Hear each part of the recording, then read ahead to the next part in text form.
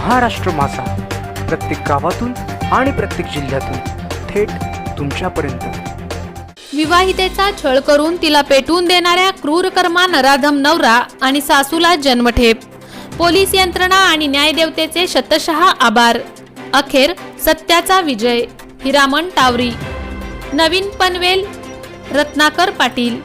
पनवेल तालुक्यातील तालुका पोलीस ठाण्याच्या हद्दीतील असलेल्या कासारभट येथे 2015 साली विवाहितेचा छळ करून तिला जाळून मारल्याचा प्रकार घडला होता। पोलिसांनी या कामी गुन्हा रजिस्टर नंबर 153/215 भारतीय दंडविधान कलम 302, 304 ब, 498 अ, 34 अन्वये गुन्हा दाखल करून विवाहितेचा पती, सासू व इतर 2 जणांवर गुन्हा दाखल करून अटक केली होती। या गुन्ह्याची सविस्तर हकीकत अशी की पेन तालुक्यातील रावे येथे राहणारी ज्योती हिरामण टावरी हिचा विवाह पनवेल तालुक्यातील कासारभट येथील निलेश म्हात्रे यांच्याबरोबर 2 मे 2015 रोजी झाला होता। लग्न झाल्यावर काही दिवसातच सासरच्या मंडळींनी तिचा छळ सुरू केला आणि त्यांनी आपला खरा चेहरा दाखवण्यास सुरुवात केली।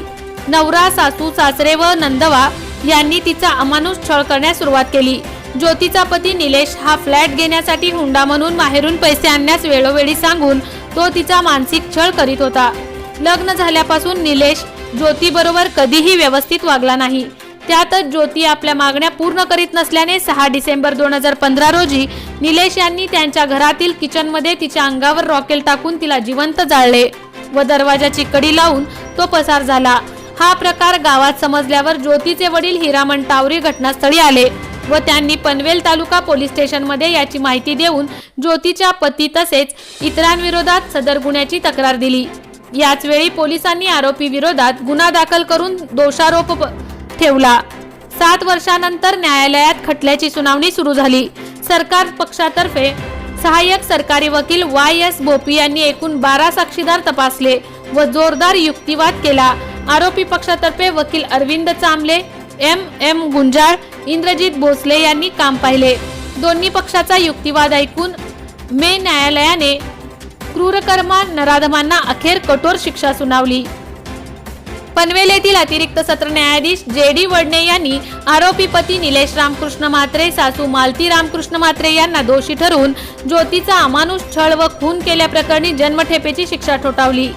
त्याचप्रमाणे दोघांना 60,000 रुपये दंड ठोठावण्यात आला। दंडाची रक्कम नुकसान भरपाई म्हणून फिर्यादी यांना देण्याचे आदेश न्यायालयाने दिले। संपूर्ण जिल्हा हादरवून सोडणाऱ्या खटल्याकडे जिल्ह्याचे लक्ष लागून राहिले होते। अखेर न्यायदेवतेने योग्य निकाल देऊन आणि पोलीस प्रशासनाने केलेल्या योग्य तपास यंत्रणेमुळे आरोपींना जन्मठेपेची शिक्षा सुनावल्यामुळे ज्योतीला खरोखरच न्याय मिळाला असल्याचे त्यांच्या नातेवाईकातून बोलले जाते। सदर खटल्याकामी सरकारी वकील CY पाटील, तालुका पोलीस स्टेशनचे वरिष्ठ पोलीस निरीक्षक रवींद्र दौंडकर, पोलीस उपनिरीक्षक उमेश गुटाळ, तपासिक अधिकारी दिलीप राख, पोलीस हवालदार सुनील केदार, पोलीस नाईक विवेक म्हात्रे यांचे मोलाचे सहकार्य लाभले। हुंडाबळी आणि खून अशा घटना सतत वाढत असल्याने न्यायालयाच्या या निकालाने समाजासाठी हा इशारा ठरणार असल्याचे बोलले जात आहे।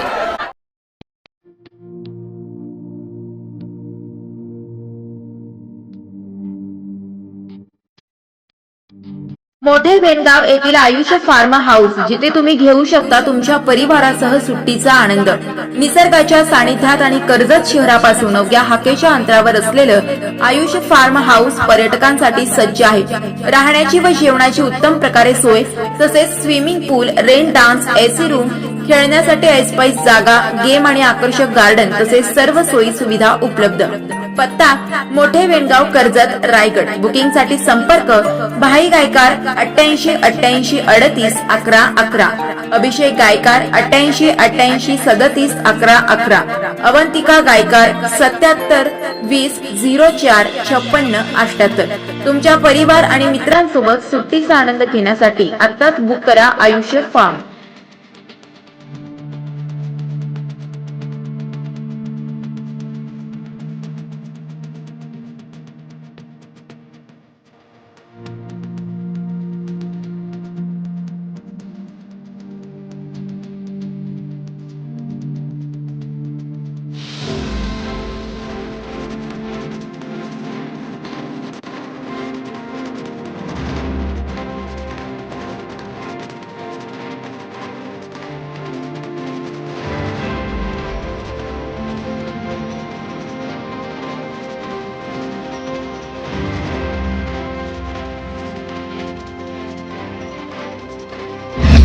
महाराष्ट्र माझाला सबस्क्राईब करा आणि बाजूचा बेल आयकॉन प्रेस करून मिळवा आपल्या परिसरातील ठळक आणि ताज्या घडामोडी.